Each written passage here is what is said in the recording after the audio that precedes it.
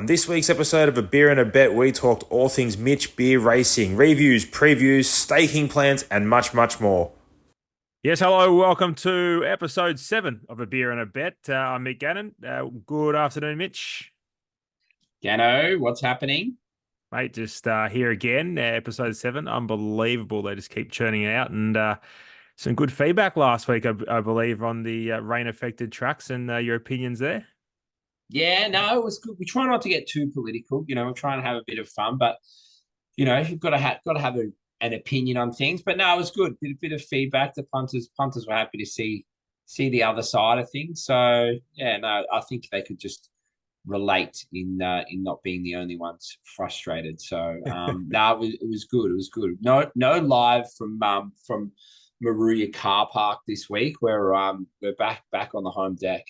Yep, love it back at home. And there was a bit of racing there today, of course. We'll touch on some runners, obviously some winners. Zipperless got up, which was good. And we'll touch on some upcoming runners, the open day.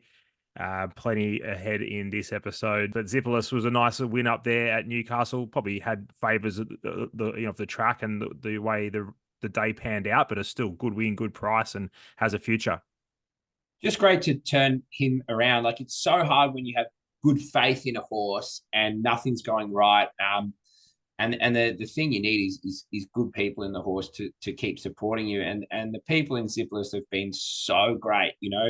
He was a tragedy beat first up at Canberra, nearly went through the inside fence, and then he's just had two terrible rides, no luck. And his last two have been great. He's gone from getting beaten at Albury and Goulburn to second at Hawkesbury and winning a 16-horse field at Newcastle on a Saturday in a really decent race. Like, that race will rate really well. So he's back. He's back in form. He's a nice horse, and he's pulled up great. So well done to those connections that have really stuck solid. And that was a 45 grand race plus Bob's on the weekend, and he's only tip of the iceberg with him. He's going to end up a nice city class horse.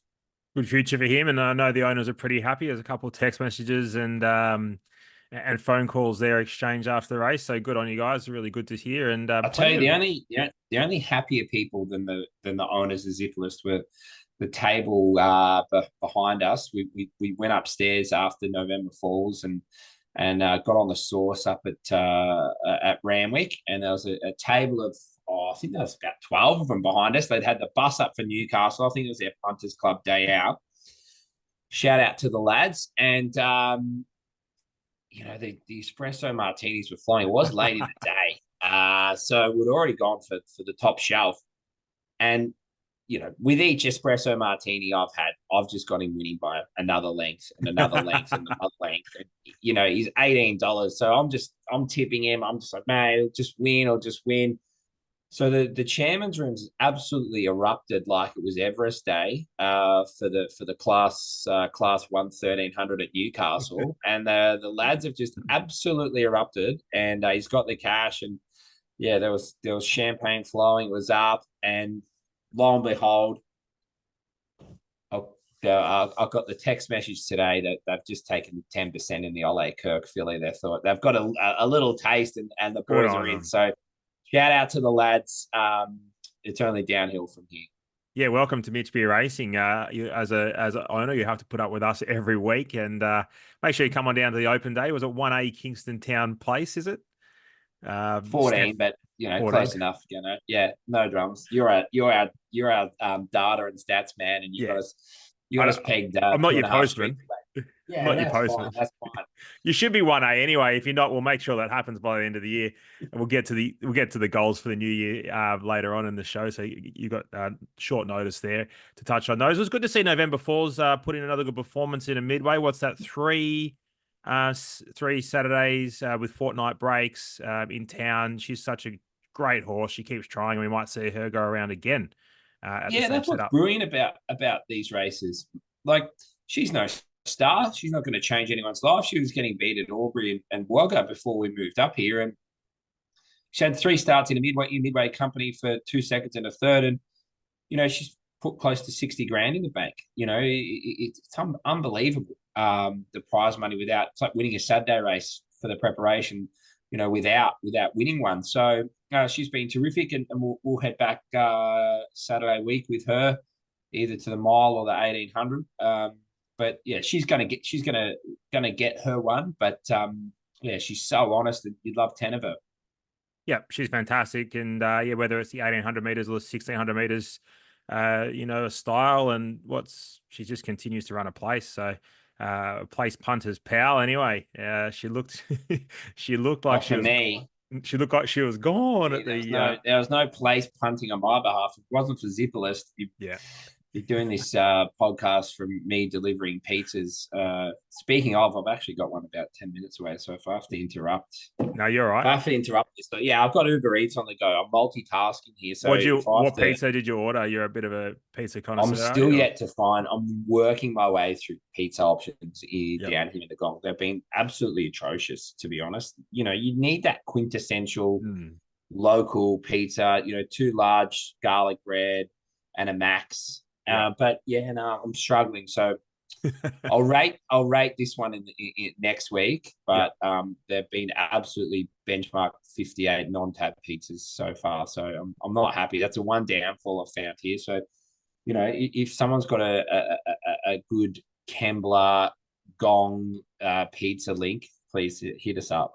Speaking of links, I noticed Bolter, our one-day potential beer sponsors. I'm drinking a Bolter Captain Sensible again, doing the right thing, being sensible, and they sponsored a benchmark 64 today. You think there'd be room for us in their marketing budget? If they can sponsor a 60 for a Kembla, they can sponsor a benchmark 50 podcast for sure. Absolutely, probably more eyes on the benchmark 58 podcast than the 64. Hey, no knock, of course. Hey, mate, lightly sparkled. She was all right. She was all right, but she ran 407. Probably on what you could have suggested the inferior ground. Haven't had a good look at it yet, but nice little debut for her there at on the Kensington track. Yeah, she's a really nice filly. She just got a bit lost when she come off heels, and I mean, ultimately she's run fourth. The horse in front of her has run third, got beat a length and a half to Manal last preparation, and the winner was they paid 1.1 for. So I think she was in Yeah, yeah. good enough company for a $30,000 classic filly. She was in good enough company for a Wednesday. Um, I think that's as soft as what she wanted as well. She's far better on top of the ground. She's in the paddock. She'll be back in a month. She's a city class horse. I really, really like her. Far from the finished product, but a great experience for her yesterday, and good for her owners. Quite a few of them out there yesterday, and I think they'll be getting back to town a hell of a lot more once she turns 3, and we see her, end of spring, Christmas time. Yep, she was really good. Plenty of upside. So really keen to see where she goes to when she returns from her break there, mate. What do you got there? Is it a stock standard Asahi for you this Just an evening? Asahi. Yeah, nice. Straight On back. Asahi, I've got the golf on in the background, which is just Oh, I got goosebumps. That first tee at the Open, it's just unreal. I've got about 87 multis going on. I just can't see how I lose. I cannot see. I went through them again yeah, when I turned the TV on, and I just thought, well, they'll shut me down. Sportsbet will shut me down after this yeah. because Hopefully. I've got 14 of them absolutely pinged.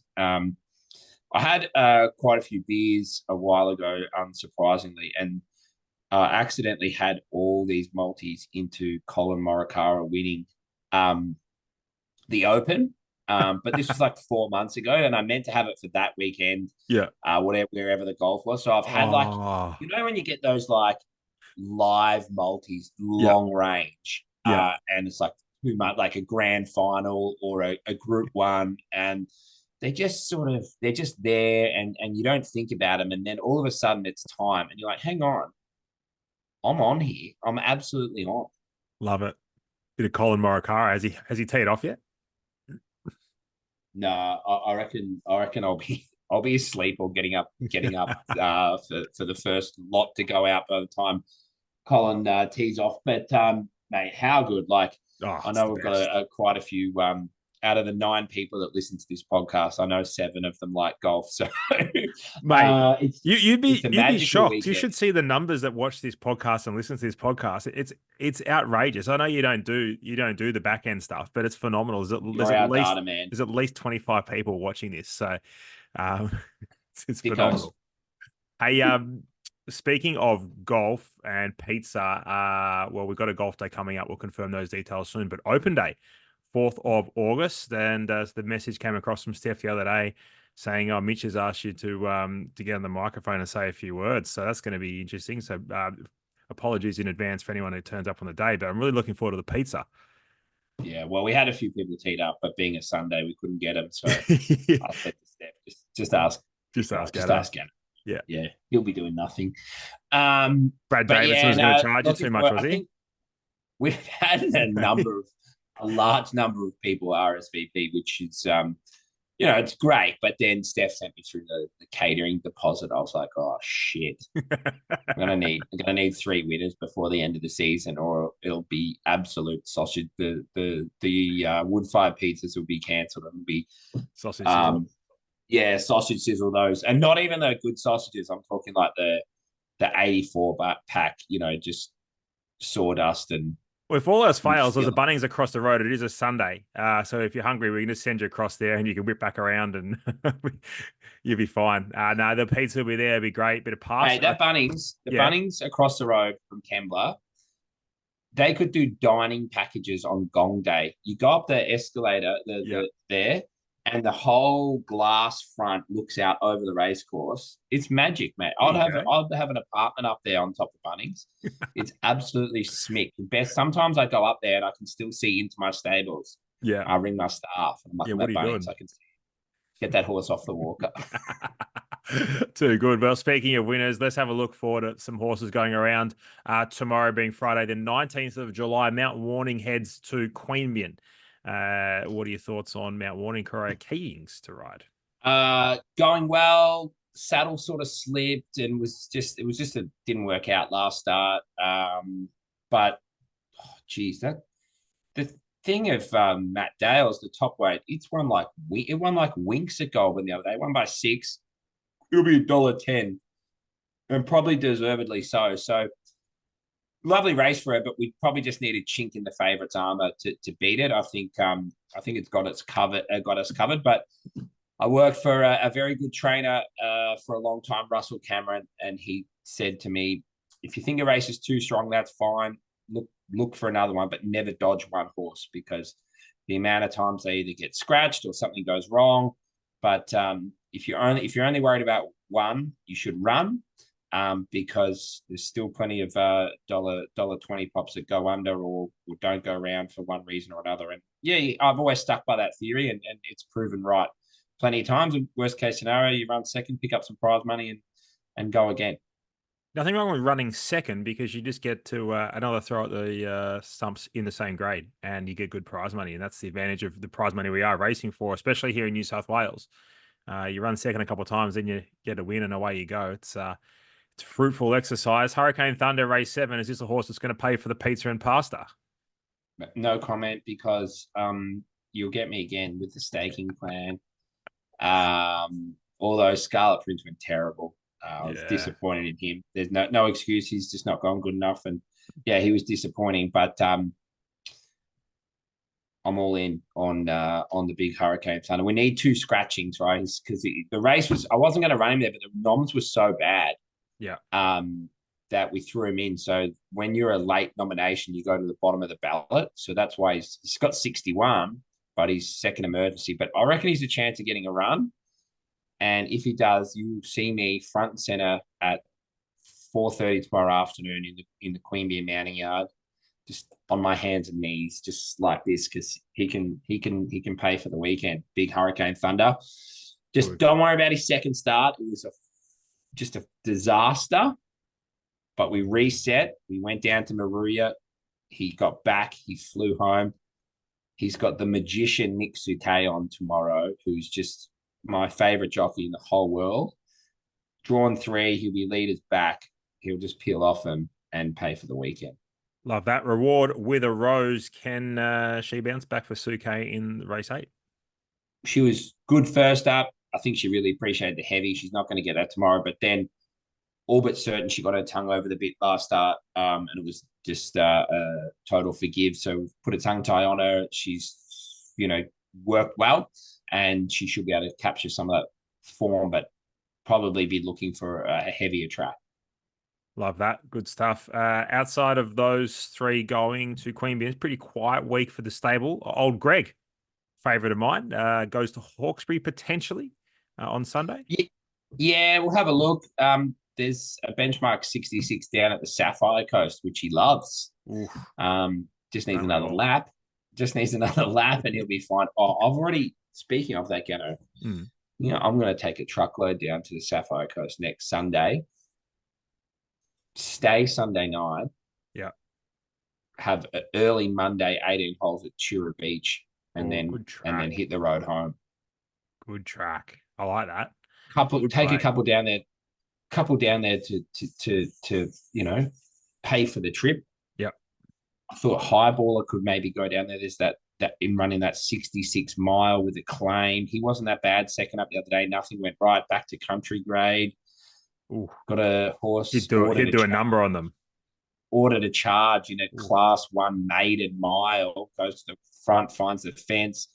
Got form around a Grafton Guineas winner yesterday, Oh yeah. which you Raps. alluded me to. Yeah. Yes. Yeah, So may have tipped it. Yeah. I'm thinking the one Sunday at the Sapphire Coast could turn into a 3-day trip. With any luck. With any luck, that'll be a huge outcome. Anything else going down there, or do you think they're just a handful? No, Three or I four. think no, we could have a few. We could have a few head down that way. I might drop that Vegas Dream back to 1200, back to 58 grade. Yeah, no. If we're going down there, we're going down there. Yep. We're going down there with a bang. We have good Hopefully. luck down at the Sapphire Coast. Yep. And they have cold beer, fresh oysters. They've got a lovely golf course. I don't have to sell this. I don't have to sell it. It's just the greatest. It's the greatest place on earth. I love going there. I just hate going there and not staying a night or two. Love it. Well, hopefully get in there 7 races. We can take 5 horses down there and That's win who five I'm of going to them. ring the Sapphire Coast Turf Club and say, listen, Yeah. we've just given you the greatest rap of all time to 45 active listeners on our podcast. Any chance? Yeah. We might get a vest or a hat out of them at least. Something.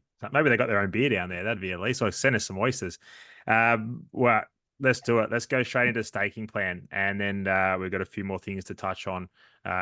As you talked about favorite jockeys, I've got a few questions on some jockeys and some interesting jockey premiership stuff. But I got a few questions on some jockeys as well. yeah, But we can't talk about that because I'll get in trouble. yeah, not the line of questioning you're after. Hey, let's go staking plan. Barry, kick us off. Anything you like, anywhere across Australia this week. $100. I'll be having 100 on Hurricane Thunder. That's And it. and if he doesn't get a run, I'm out. No bet. I bet. All right. Well, we're going to go to Steph because I said we are racing at Flemington this week. Did you tell her where we're racing this week? Yes. And she wrote back with some aggression and then said she's keen get a fix for our man Tom Papley. He's involved in that horse. That's race 1 at Rose Hill. She wants 50 to win on it. And Morphettville race 5, Heinous. Well, she'll have $50 on it as well. I can't believe, geez, she's come a long way, Steph, because she's gone Adelaide, Sydney, and she's such a Victorian. Yeah, she's versatile, and she's giving me some comments as well for those who are interested in the comments. Get a fix, trialed against the older horses first up, being gelded. Think he'll improve. Wow, watch out, We'll China. be paying for this Steph's subscription soon. I tell you, Absolutely. And then with Heinous, comment and everything. Morphettville race 5, very talented filly who got scratched at the gates in Queensland. Jazz, I'm guessing might be the trainer, has rated very successfully into SA this season. Ooh. All right. Well, she's been on fire. You're out of a job.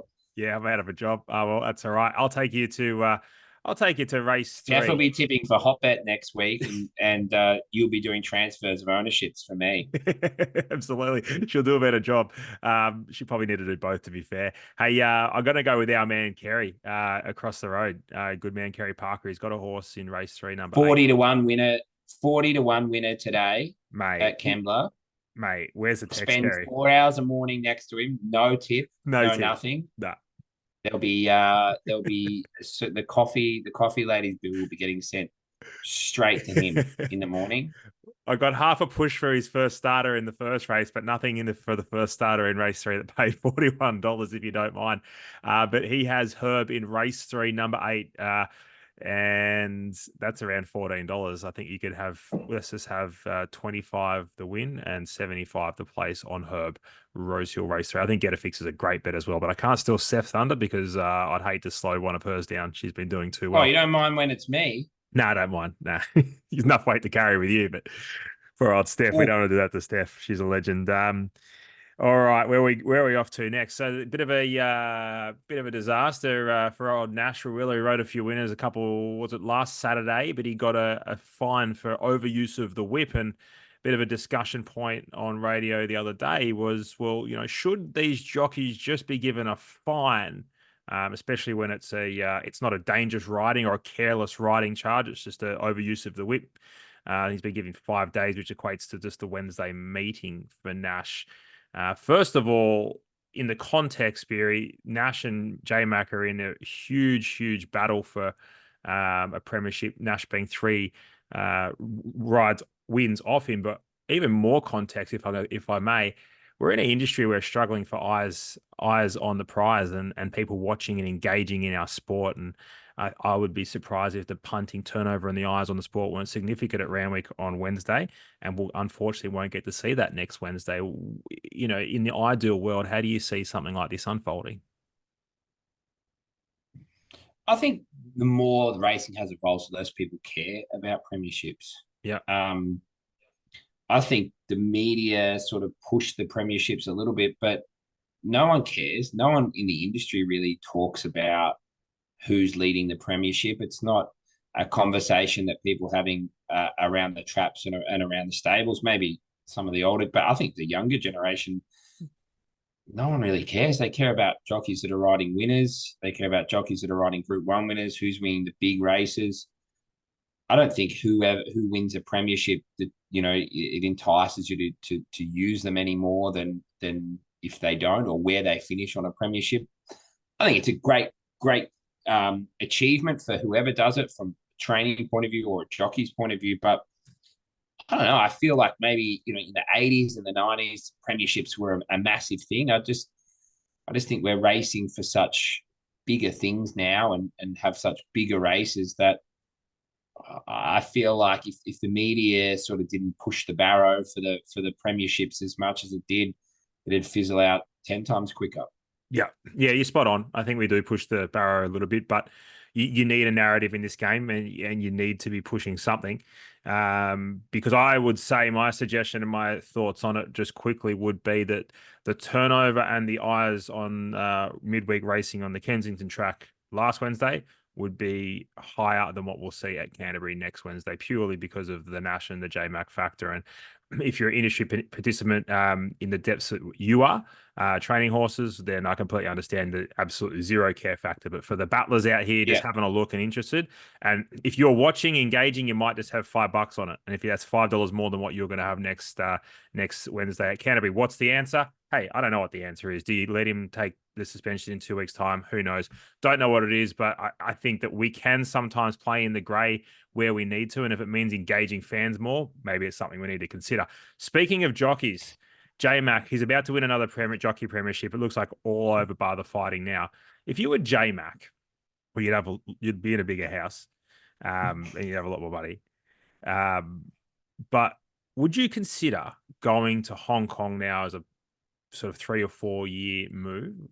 He's done everything he can in Australia. Like, what's he got left to do here? 100%. Like I think he's proven himself at a global scale, and it also comes back to a lifestyle. Yeah. He's one of the single most hardest working and determined people I've ever seen in this industry. Incredible work ethic, incredible respect for the game, and wouldn't know the meaning of the word complacency. He's just operates on a different level, and his life is evolving and changing. He's now a dad, and he's got a family, and he has to. I wouldn't say it's easier in Hong Kong, but it's a different lifestyle, and Yeah. it's probably a lifestyle that allows him to spend a lot more time with his family, and that's probably a massive factor in his priorities now.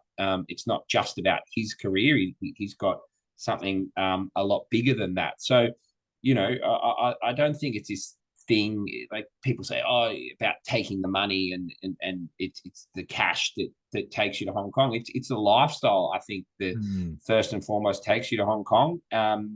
And I think, if he went there, it'd be a sad, it's not sad, but be a loss. But I'd certainly, support, in my view, him going to Hong Kong, and not forever. Maybe you go there for 3 or 4 years and get to see kids grow up a little bit more. And I think whatever he does will be the right decision, because it'll be a decision that he makes for himself and his family, and not for anyone else.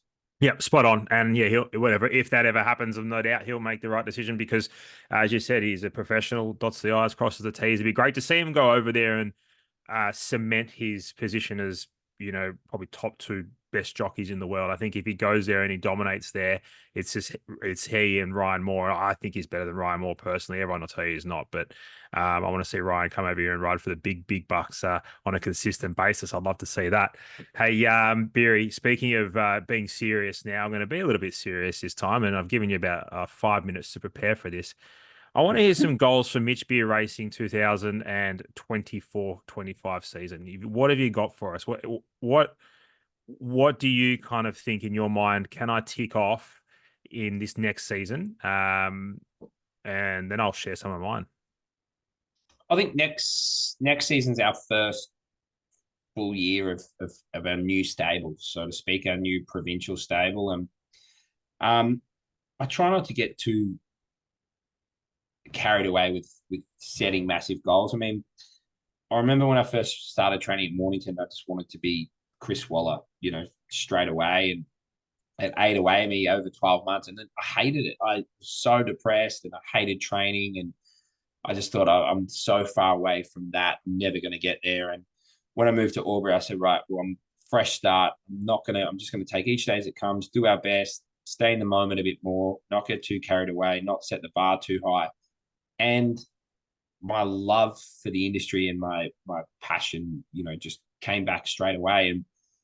And I think it's incredible. I was only talking about this to another trainer yesterday, that how much I love working the stables. I love making feeds. I love putting horses on and off the walker, and it's just I love it. And now doing that with better horses and winning better races, it just gets a blood pumping. And I think next year, I think we can really step up to be a really competitive provincial stable with great access now to Sydney. And I think the horses that we've got coming through will allow us to do that, and the support we're getting. So, yeah, I think targeting those sort of midway races and, just stepping up and transferring those winners from Albury and Wagga and Corora to your Newcastles and Hawkesbury's and Wyongs is a great step up. And I think now we're sort of getting the stock to be able to do that. Yep, good stuff. Well, I'm all about just trying to find us fast horses. So if we can find as many fast horses as we can, job done there, and we'll keep doing that. And it's interesting because, a lot of the owners probably aren't aware of this, but the amount of horses that we're going after behind the scenes and looking in New Zealand and looking in Victoria and around the grounds and trying to find horses left, right, and centre. So, of course, if you're ever interested, Mitch at mitchbeerracing.com.au, let us know, or you can send me an email, of course, if you're on the hunt for one. Hopefully, we can steer you into another fast one, Beery. Hey, that's it. That's all we've got. All we've got time for, because your pizza, no doubt, is out the I've front, just texted. and I've Nigel's probably texted. halfway through it. No, the James, one of the Irish lads that lives in the back half of the house, Yeah. he's in on the pizzas and the golf. So I've just been vigorously texting him down here. Probably see me look a little bit distracted. I'm not having a punt. Yeah. I'm sending him out the front because Yogesh was here 3 minutes ago, and he's blowing up the text line saying he's out the front. So I've never wanted to wrap something up more quickly in my life. There it is. A Beer and a Bet, episode 7. Until And a next week. pizza.